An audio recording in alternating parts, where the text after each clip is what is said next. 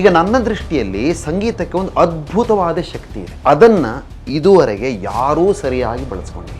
ಪ್ರಪಂಚದಲ್ಲಿ ಅತ್ಯಂತ ವೇಗವಾಗಿ ಸಾಯ್ತಾ ಇರತಕ್ಕಂಥ ಭಾಷೆಗಳಲ್ಲಿ ಕನ್ನಡ ಒಂದು. ಅದಕ್ಕೆ ನಮ್ಮ ಚಲನಚಿತ್ರರಂಗದವರ ಅದ್ಭುತವಾದ ಕೊಡುಗೆ. ನಿಮ್ಮ ಭಾಷೆಯಲ್ಲೇ ವಿಪುಲವಾದ ಶಬ್ದ ಭಂಡಾರ ಇರುವಾಗ ಬೇರೆ ಭಾಷೆ ಶಬ್ದ ಯಾಕೆ ನಿಮಗೆ? ನಿಮಗೆ ಗೊತ್ತಿದ್ದೋ ಗೊತ್ತಿಲ್ಲದೆಯೋ ನೀವು ಕನ್ನಡವನ್ನು ಕೊಲ್ತಾ ಇದ್ದೀರಿ. ದಸರಾ ಉತ್ಸವದಿಂದ ನನಗೆ ಫೋನ್ ಬಂದಿತ್ತು, 3 ಲಕ್ಷ ಕೊಡ್ತೀವಿ ಸರ್, 2 ಲಕ್ಷ ವಾಪಸ್ ಕೊಡಬೇಕು. ಇದು ನಮ್ಮ ಕಾಂಗ್ರೆಸ್ನವರು ಹೇಳಿದ 45% ಅಲ್ಲ, ಇದು 66.66%. ಬಸವಣ್ಣವರ ಕಳಬೇಡ ಕೊಲಬೇಡ ಒಂದು ವಚನ ಇವತ್ತು ಅರ್ಥ ಮಾಡ್ಕೊಂಡಿದ್ದಿದ್ರೆ ನಮ್ಮ ರಾಜಕೀಯ ಈ ಥರ ಇರ್ತಿರ್ಲಿಲ್ಲ, ನಮ್ಮ ಸಮಾಜ ಈ ಥರ ಇರ್ತಿರ್ಲಿಲ್ಲ. ಒಂದೇ ವಚನ ಸಾಕು.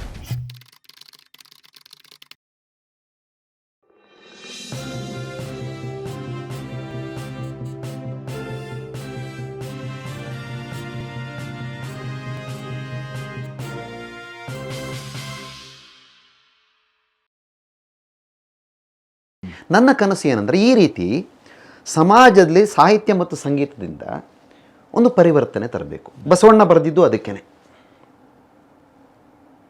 ಭಕ್ತಿ ಭಂಡಾರಿ ಬಸವಣ್ಣನವರು ಬರೆದಿದ್ದು, ಸಾಹಿತ್ಯವನ್ನು ರಚನೆ ಮಾಡಿದ್ದು ಸಮಾಜವನ್ನು ತಿದ್ದಲಿಕ್ಕೆ. ಇನ್ನು ಕೆಲವರು ನನಗೆ ಹೇಳಿದ್ದಾರೆ, ಅಲ್ಲಪ್ಪ ಸಮಾಜ ತಿದ್ದೋಕೆ ಯಾಕೆ ಹೋಗ್ತಿದ್ಯಾ ನೀನು, ನಿನ್ನ ಕೆಲಸ ಏನು ಹಾಡೋದು, ಹಾಡ್ಬಿಡು ಅಂತ. ಅದಕ್ಕೂ ಉತ್ತರ ಕೊಡ್ತೀನಿ. ಈಗ ನಾವೊಂದು ಸಮಾಜದಲ್ಲಿ ಬದುಕ್ತಾ ಇದ್ದೀವಿ, ಅದರಲ್ಲಿ ಏನೋ ಒಂದು ಸರಿ ಇಲ್ಲ. ಹಾಗೆ ಇರೋದು ಅದರಲ್ಲಿ. ಈಗ ನಿಮ್ಮ ಮನೆ ಇದೆ, ಮನೇಲಿ ಏನೋ ಒಂದು ಗಲೀಜಿದೆ, ನೀವು ಗಲೀಜು ತೆಗಿಯೋಕ್ಕೆ ಪ್ರಯತ್ನ ಪಡ್ತೀರೋ, ನನ್ನ ಕೆಲಸ ಅದಲ್ಲ, ನಾನು ಇರೋದು ಮಾತ್ರ ಅಂತ ಒಂದು ಸಲ ಮೂಲೆಯಲ್ಲಿ ಇರ್ತೀರೋ? ಇಲ್ಲ, ತೆಗಿಲಿಕ್ಕೆ ಪ್ರಯತ್ನ ಮಾಡಬೇಕು. ಅದನ್ನೇ ನಾನು ಮಾಡ್ತಿರೋದು. ಈಗ ನನ್ನ ದೃಷ್ಟಿಯಲ್ಲಿ ಸಂಗೀತಕ್ಕೆ ಒಂದು ಅದ್ಭುತವಾದ ಶಕ್ತಿ ಇದೆ.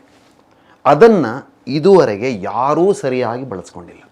ರಾಮನ ಬಗ್ಗೆ ಹಾಡೋ ರಾಮನನ್ನು ತಲೆಯಲ್ಲಿ ಇಟ್ಕೊಂಡು ಹಾಡಬೇಕೇ ಹೊರತು, ಯಾವುದೋ ಪಂತುವರಹಳ್ಳಿ ರಾಗ ಇಟ್ಟು ತಲೆಯಲ್ಲಿ ಇಟ್ಕೊಂಡು ಅದರ ಸಂಚಾರ ಹೆಂಗೆ ಹೋಗುತ್ತೆ ಅಂತ ಯೋಚನೆ ಮಾಡಿದ್ರೆ ರಾಮನ ಇದು ಭಕ್ತಿ ಆಗೋದಿಲ್ಲ, ಅದು ರಾಮನ ಸ್ತುತಿಯೂ ಆಗೋದಿಲ್ಲ. ಅದು ರಾಮ ಆ ಕಡೆ ಸುಳಿಯೋದು ಇಲ್ಲ, ನೆನ್ಪಿಟ್ಕೊಳ್ಳಿ. ಅದನ್ನು ಪುರಂದರದಾಸರು ಹೇಳಿದ್ದಾರೆ, ನಾನು ಹೇಳಿದ್ದಲ್ಲ. ಕೇಳನೋ ಹರಿತಾಳನೋ ತಾಳಮೇಳಗಳಿದ್ದು ಪ್ರೇಮವಿಲ್ಲದ ಗಾನ. ಅಂದ ಮೇಲೆ ಆ ಸಾಹಿತ್ಯ ಮತ್ತು ಸಂಗೀತದ ಒಂದು ಪರಿಪಕ್ವವಾದ ಒಂದು ಸಂಯೋಜನೆ ಇದೆಯಲ್ಲ, ಅದು ಕಾವ್ಯ ಸಂಗೀತ. ಉದ್ದೇಶ ಏನು ಅಂದರೆ ರಂಜನೆ ಅಲ್ಲ, ರಂಜನೆಯ ಮುಖಾಂತರ ಸಮಾಜ ಸುಧಾರಣೆ. ಯಾರು ಮಾಡಬೇಕು ಇದನ್ನು? ಫಸ್ಟ್ ನಮಗೆ ನೆನಪಿಗೆ ಬರೋದು ಸರ್ಕಾರದವ್ರು ಮಾಡಬೇಕು. ಸರ್ಕಾರದ ಹತ್ರ ದುಡ್ಡಿದೆ,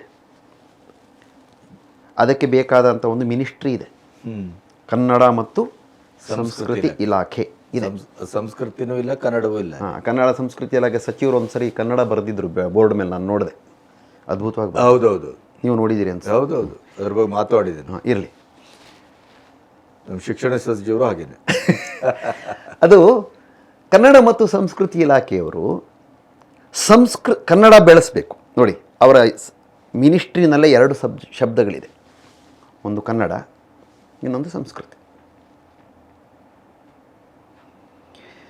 ಪ್ರಪಂಚದಲ್ಲಿ ಅತ್ಯಂತ ವೇಗವಾಗಿ ಸಾಯ್ತಾ ಇರತಕ್ಕಂಥ ಭಾಷೆಗಳಲ್ಲಿ ಕನ್ನಡ ಒಂದು. ಅದಕ್ಕೆ ನಮ್ಮ ಚಲನಚಿತ್ರರಂಗದವರ ಅದ್ಭುತವಾದ ಕೊಡುಗೆ ಇದೆ. ಬೇಂದ್ರವರು ಒಂದು ಹಾಡು ಬರೆದಿದ್ದಾರೆ, 5 ತಾಯಂದ್ರಿದ್ದಾರೆ ನಮಗೆ ಅಂತ. ವಿಶ್ವಮಾತೆ,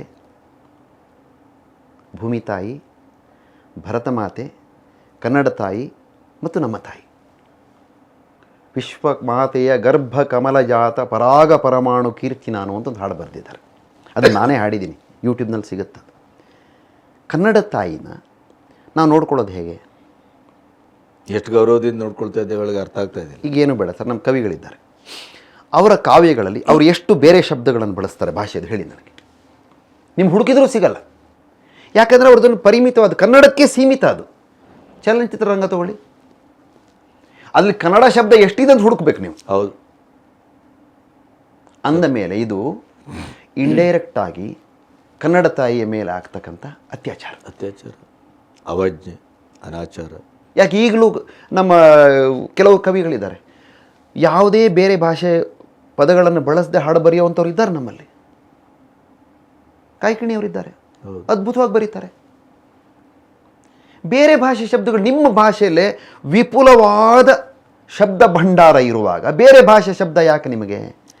ನಿಮಗೆ ಗೊತ್ತಿದ್ದೋ ಗೊತ್ತಿಲ್ಲದೆಯೋ ನೀವು ಕನ್ನಡವನ್ನು ಕೊಲ್ತಾ ಇದ್ದೀರಿ ಅಷ್ಟೇ. ಉದ್ದೇಶ ಏನು? ಯಾರೋ ಒಬ್ಬನಿಗೆ ನಾವು ಬಾಲು ಮಾಲು ಅಂತ ಏನೋ ಒಂದು ಹೇಳಿಬಿಟ್ಟು, ಇಲ್ಲ ಒಂದು ಚಕ್ಕೋತ ಅಂತ ಹೇಳಿಬಿಟ್ಟು ಅವನನ್ನು ಖುಷಿ ಪಡಿಸ್ಬೇಕು.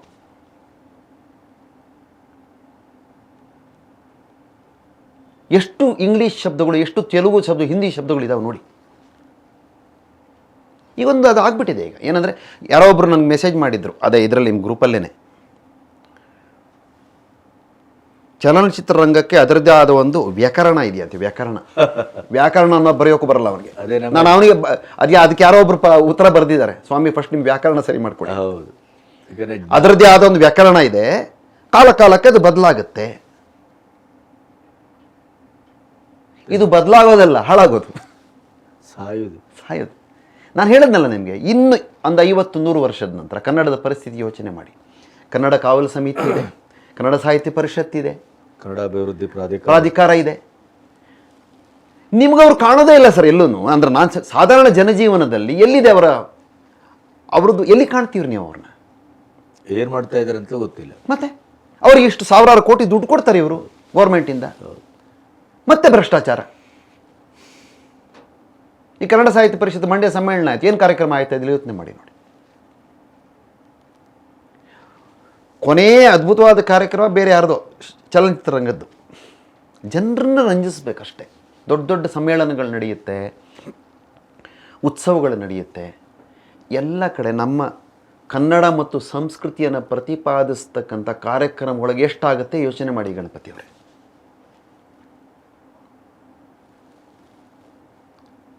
ಹಂಪಿ ಉತ್ಸವ ಆಗುತ್ತೆ, ಇನ್ಯಾವುದೋ ಉತ್ಸವ ಆಗುತ್ತೆ, ಅಲ್ಲಿ ಆ ಚಾಲುಕ್ಯ ಉತ್ಸವ ಅಂತೆ, ಆ ಉತ್ಸವ ಈ ಉತ್ಸವ, ಎಲ್ಲ ಕಡೆ ಸಂತೆ.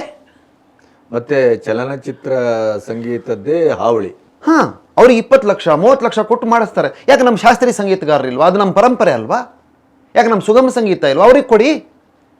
ಬೇಂದ್ರೆ, ಕುವೆಂಪು, ಅನಂತ ಸ್ವಾಮಿ ಅವರ, ನರಸಿಂಹಸ್ವಾಮಿ ಅವ್ರ ಹಾಡುಗಳನ್ನ ಹಾಡ್ತಾರೆ ಅವರು.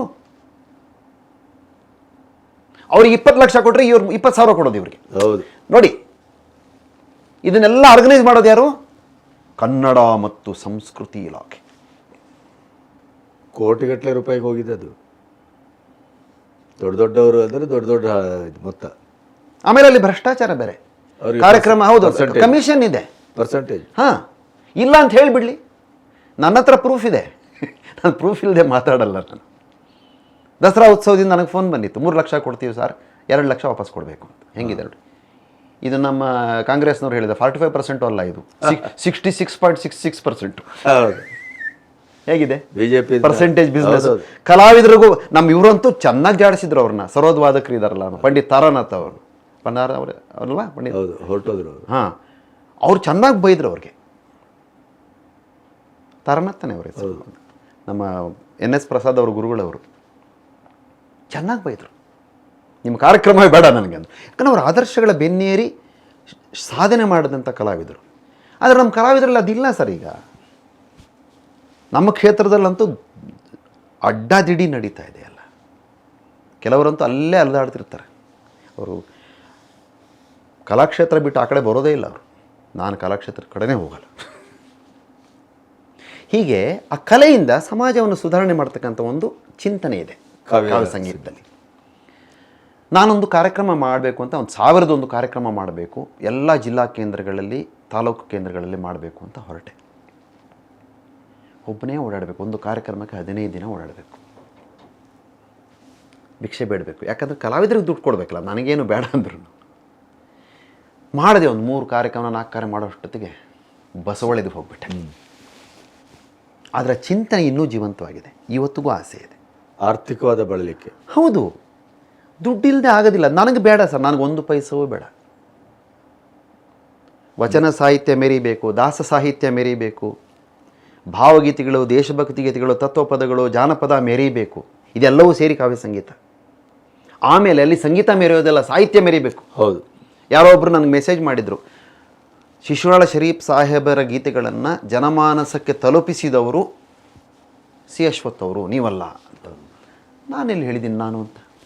ಹಾಂ, ಹಾಗಿದ್ರೆ ತಲುಪಿಸೋದು ಅಂದರೆ ಏನು? ಹಾಡು ಕೇಳಿಸೋದಲ್ಲ ನೋಡಿ, ಇಲ್ಲಿ ವ್ಯತ್ಯಾಸ ಇದೆ. ತಲುಪಿಸುವುದು ಅಂದರೆ ಅದರಲ್ಲಿರ್ತಕ್ಕಂಥ ತತ್ವಗಳನ್ನು ಜನಮಾನಸದಲ್ಲಿ ಬಿತ್ತೋದು.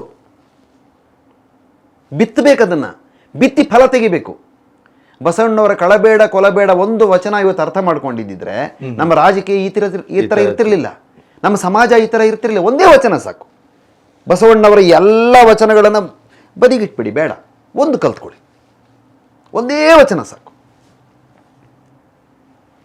ಯಾಕಾಗಿಲ್ಲ ಅಂದರೆ ಆ ವಚನವನ್ನು ನಾವು ಸಂಗೀತ ಅಂತ ಅಂದ್ಕೊಂಡ್ಬಿಡ್ತೇವೆ.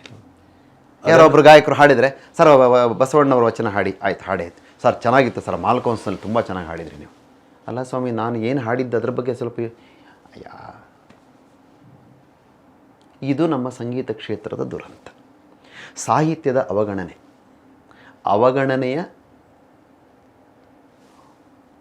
ಏನು ಹೇಳೋದು ಅದಕ್ಕೆ ಪರಮಾವಧಿ. ರಂಜನೆ ಯಾವಾಗ ಇಂಪಾರ್ಟೆಂಟ್ ಆಗುತ್ತೋ ಆವಾಗ ಸಾಹಿತ್ಯ ಸತ್ತೋಗ್ಬಿಡುತ್ತೆ. ಅದೇ ಯಾವಾಗಲಾಗಿ ನಿಮ್ಗೆ ಅದಕ್ಕೆ ಹಾಡಲಿಕ್ಕೆ ಯಾವ ಹಾಡಾದ್ರೆ ಯಾವ ಸಾಹಿತ್ಯ ಆದ್ರೆ ಏನು? ಯಾಕಂದ್ರೆ ನೀವು ಅದನ್ನು ವಸ್ತುನಿಷ್ಠವಾಗಿ ತಲುಪಿಸ್ತಾ ಇಲ್ವಲ್ಲ. ಹೌದು, ಅದರ ಅರ್ಥ ಹೇಳ್ತಿಲ್ವಲ್ಲ ನೀವು. ಈ ಪ್ರಯತ್ನ ಕಾವ್ಯ ಸಂಗೀತದಲ್ಲಿ ಆಗುತ್ತೆ. ಇದನ್ನೇನು ಮುಂದುವರಿಸಬೇಕು ಅಂತಿದ್ದೀರಾ? ಖಂಡಿತ ಮುಂದುವರಿಸಬೇಕು ಅಂತ ಆಸೆ ಇದೆ. ನಾನು ಹೇಳಿದ್ನಲ್ಲ, ನನಗೆ ಆರ್ಥಿಕವಾಗಿ ಸಹಾಯ ಬೇಕು. ಆಮೇಲೆ ಇದನ್ನು ಹೇಳಿಬಿಡ್ತೇನೆ, ಎಷ್ಟೋ ಜನರಿಗೆ ಶಂಕರ್ ಶಾನ್ಭೋಗ್ ಅವರು ಕಾವ್ಯ ಸಂಗೀತ ಮಾಡಿ ದುಡ್ಡು ಮಾಡೋಕ್ಕೆ ಹೊರಟಿದ್ದಾರೆ ಅಂತ ಅಂದ್ಕೊಳ್ಳೋದಾರೆ, ಅವ್ರಿಗೂ ನನ್ನದೊಂದು ಮೆಸೇಜ್ ಇದೆ. ನೀವು ಕಾರ್ಯಕ್ರಮದ ಆಯೋಜನೆ ಮಾಡಿ ನನಗೆ ಕಲಾವಿದರನ್ನು ಕೊಡಿ, ಕಾನ್ಸೆಪ್ಟ್ ಮಾತ್ರ ನಂದು, ನನಗೆ 1 ಪೈಸವೂ ಕೊಡಬೇಡಿ. ಇದು ಓಪನ್ ಚಾಲೆಂಜ್. ಇದನ್ನು ಸರ್ಕಾರ ಮಾಡ್ತಾ ಇಲ್ಲ, ಮಾಡೋಕ್ಕಾಗೋದು ಇಲ್ಲ. ಸಂಗೀತ ಸಂಸ್ಥೆಗಳಿಗೂ ಏನಂದರೆ ರಂಜನೆಯೇ ಅವರ ಮೂಲಭೂತವಾದ ಉದ್ದೇಶ. ಪುರಂದರದಾಸರನ್ನು ತಲುಪಿಸ್ಬೇಕು, ಶಿಶುನಾಳ ಶರೀಫರನ್ನು ತಲುಪಿಸ್ಬೇಕು ಅನ್ನೋ ಪ್ರಯತ್ನಗಳು ಆಗಿರೋದು ಬಹಳ ಕಮ್ಮಿ. ಎಲ್ಲೋ ಅಲ್ಲಿ ಇಲ್ಲಿ ಕೆಲವು ಕಡೆ ಸಾಹಿತ್ಯದ ಬಗ್ಗೆ ಚರ್ಚೆಗಳು ನಡೆಯುತ್ತೆ. ಆದರೆ ದಾಸ ಸಾಹಿತ್ಯವನ್ನು ವಸ್ತುನಿಷ್ಠವಾಗಿ ಅದರ ಅಂತರ್ಗತವಾದ ಸಿದ್ಧಾಂತಗಳನ್ನು, ಚಿಂತನೆಗಳನ್ನು ಜನಮಾನಸಕ್ಕೆ ತಲುಪಿಸುವ ನಿಟ್ಟಿನಲ್ಲಿ ಪ್ರಯತ್ನಗಳು ಆಗ್ತಾನೇ ಇಲ್ಲ. ಆಗೋದೂ ಇಲ್ಲ. ಈ ಪರಿಸ್ಥಿತಿ ನೋಡಿದ್ರೆ ಆಗೋ ಲಕ್ಷಣಗಳು ಕಾಣ. ಆದರೆ ಇದು ಸಾಧ್ಯ ಇದೆ. ಆಮೇಲೆ ಕಾವ್ಯ ಸಂಗೀತ ಒಂದು ಅದ್ಭುತವಾದ ಪರಿಕಲ್ಪನೆ. ಯಾಕೆ ಅಂದರೆ ಅಲ್ಲಿ ಎಲ್ಲವೂ ಇದೆ. ಪಂಪರನ್ನರ ಕಾವ್ಯದಿಂದ ಪ್ರಾರಂಭಗೊಂಡು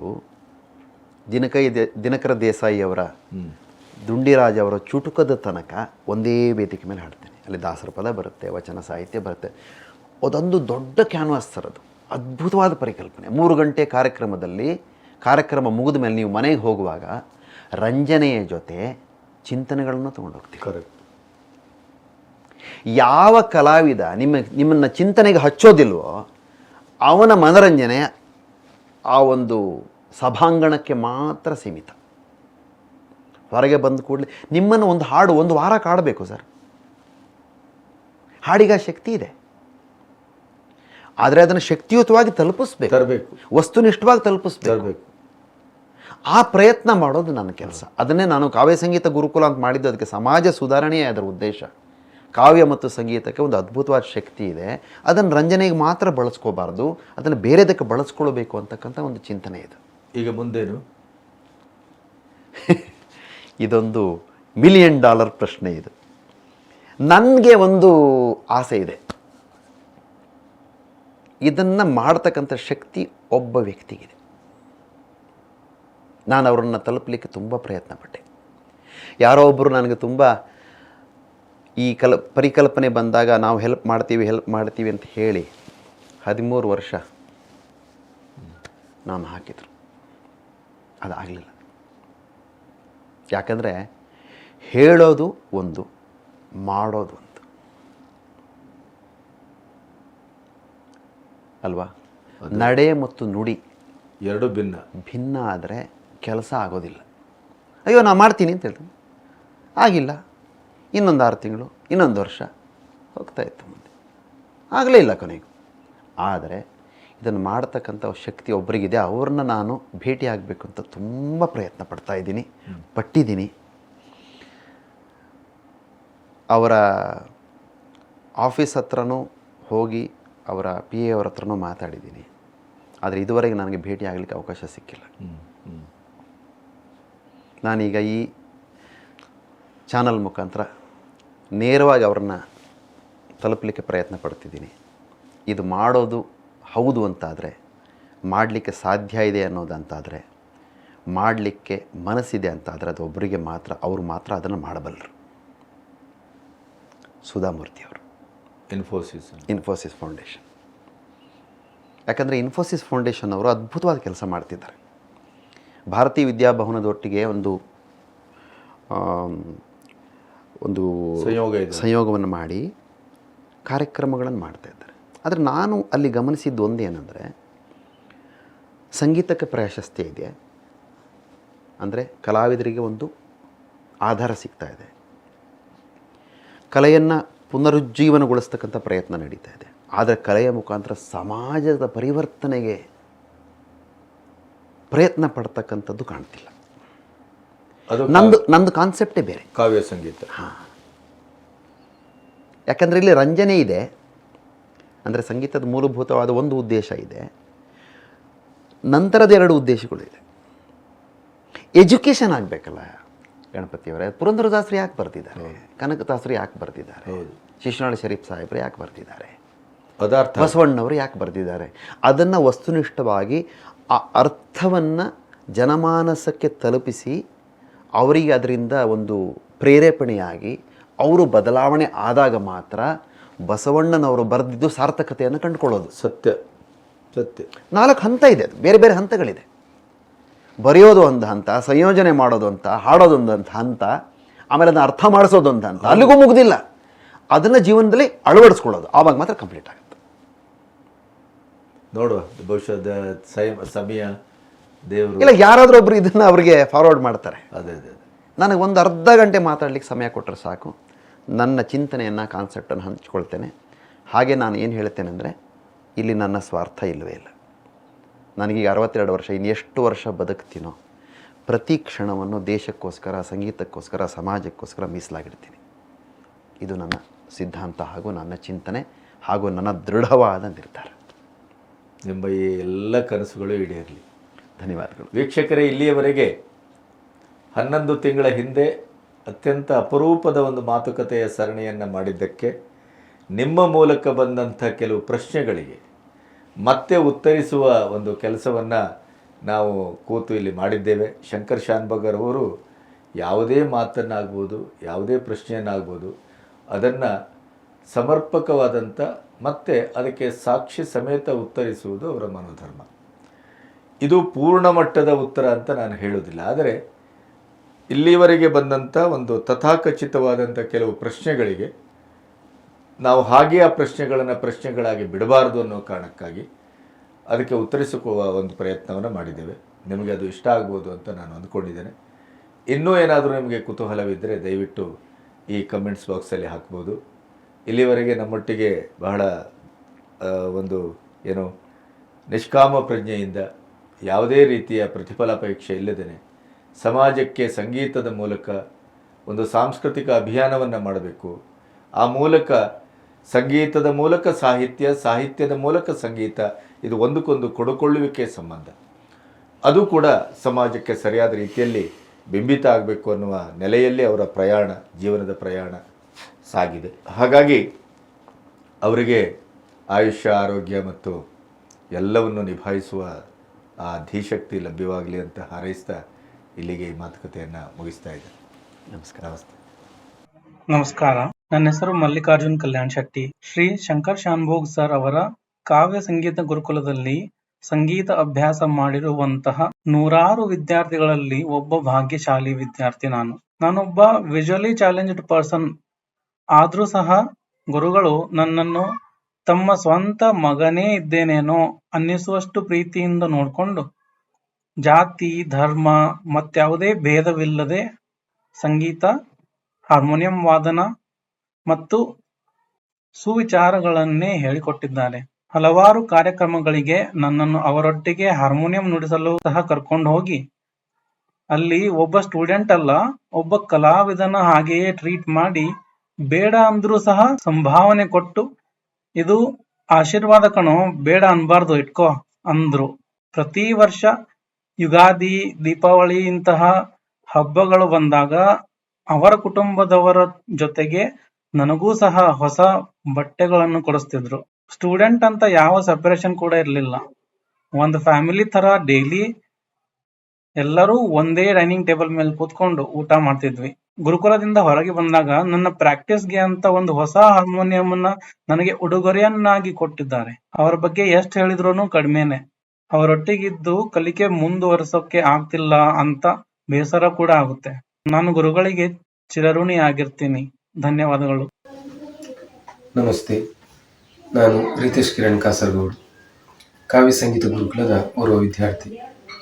ನಮ್ಮ ಗುರುಗಳಾದ ಶ್ರೀಯುತ ಶಂಕರ್ ಶಾನ್ಭೋಗ್ ಸರ್ ಅವರು ನಡೆಸಿಕೊಂಡು ಬರುವಂತ ಸಂಗೀತ ಗುರುಕುಲದ ಓರ್ವ ವಿದ್ಯಾರ್ಥಿ. ಅಲ್ಲಿ ಒಂದಷ್ಟು ಸಮಯ ಇದ್ದುಕೊಂಡು ಹಾರ್ಮೋನಿಯಂ ಕಲಿತವರಲ್ಲಿ ನಾನು ಒಬ್ಬ. ಸಂಗೀತದ ಮೇಲೆ ಆಸಕ್ತಿ ಇರುವಂತಹ ಯಾರೇ ಅಲ್ಲಿ ಬಂದರೂ ಅವರಿಗೆ ಉಚಿತವಾಗಿ ಪಾಠವನ್ನು ಹೇಳಿಕೊಡುತ್ತಾರೆ. ಅಲ್ಲಿ ಉಳಿದುಕೊಂಡು ಕಲಿಯುವಂತಹ ವಿದ್ಯಾರ್ಥಿಗಳಿಗೆ ಪಾಠದ ಜೊತೆಗೆ ಊಟ, ತಿಂಡಿ, ಬಟ್ಟೆ, ಬರೆ ಎಲ್ಲವನ್ನು ನೀಡಿ ಅವರು ಸಲಹುತ್ತಿದ್ರು. ನಾವೆಲ್ಲರೂ ಅವರ ಮನೆಯಲ್ಲಿ ಇದ್ದುಕೊಂಡು ಅವರ ಜೊತೆಗೆ ಊಟ ತಿಂಡಿ, ಒಂದೇ ಟೇಬಲ್ ಅಲ್ಲಿ ಊಟ ತಿಂಡಿ ಎಲ್ಲ ಮಾಡಿಕೊಂಡು ಅಲ್ಲಿ ದಿನಗಳನ್ನು ಕಳೆದವರು. ಸಂಗೀತದ ಮೇಲೆ ಆಸಕ್ತಿ ಇರುವಂತಹ ವಿದ್ಯಾರ್ಥಿಗಳನ್ನು ಗುರುತಿಸಿ ಅವರು ಪಾಠವನ್ನು ಉಚಿತವಾಗಿ ಹೇಳಿಕೊಡುತ್ತಿದ್ದರು.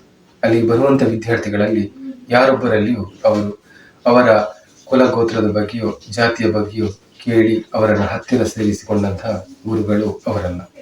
ಅದು ನಮಗೂ ಹೆಮ್ಮೆ. ಬರೀ ಕಲಿಬೇಕು ಅನ್ನೋ ಆಕಾಂಕ್ಷೆಯನ್ನು ಇಟ್ಟುಕೊಂಡು ಬಂದ ವಿದ್ಯಾರ್ಥಿಗಳನ್ನ ಪ್ರೀತಿಯಿಂದ ಹತ್ತಿರ ಸೇರಿಸಿಕೊಂಡು ಪಾಠವನ್ನ ಉಚಿತವಾಗಿ ಅವರು ಹೇಳುತ್ತಿದ್ದರು. ಮನುಷ್ಯರೆಲ್ಲ ಒಂದೇ, ಇಲ್ಲಿ ಜಾತಿಯಕ್ಕೆ ಅಂತ ಅವರು ಎಷ್ಟೋ ಸಲ ನಮಗೆ ಹೇಳುತ್ತಿದ್ರು. ಕಲಾವಿದನಿಗೆ ಕಲೆ ಜಾತಿ ಎಂದು ನಂಬಿದವರು ಅವರು. ಅಂತಹ ಗುರುಗಳು ನಮಗೆ ಸಿಕ್ಕಿದ್ದು ನಮ್ಮ ಪುಣ್ಯ, ನಮ್ಮ ಭಾಗ್ಯವೇ ಸರಿ.